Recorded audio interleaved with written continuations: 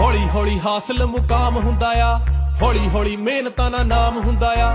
ਪਹਿਲਾਂ ਪਹਿਲਾਂ ਹਰ ਬੰਦਾ ਆਮ ਹੁੰਦਾ ਆ, ਦੁਨੀਆਦਾਰੀ ਚੋਂ ਜੋ ਤਰਾਸ਼ ਬਣਦੇ, ਆਪਣੇ ਤੇ ਰੱਖ ਵਿਸ਼ਵਾਸ ਬਣਦੇ ਹੋਏ। ਆਮ ਜਿਹੇ ਮੁੰਡੇ ਵੀ ਨੇ ਖਾਸ ਬਣਦੇ, ਆਮ ਜਿਹੇ ਮੁੰਡੇ ਵੀ ਨੇ ਖਾਸ ਬਣਦੇ। ਅਸੀਂ ਆਮ ਜਿਹੇ ਮੁੰਡੇ ਹੀ ਜੋ ਖਾਸ ਬਣ ਗਏ, ਅਸੀਂ ਆਮ ਜਿਹੇ ਮੁੰਡੇ ਹੀ ਜੋ बस ऐसा ही वाहेगुरु सुख रखे, मारा काम बोले मुने हम चुप रखे।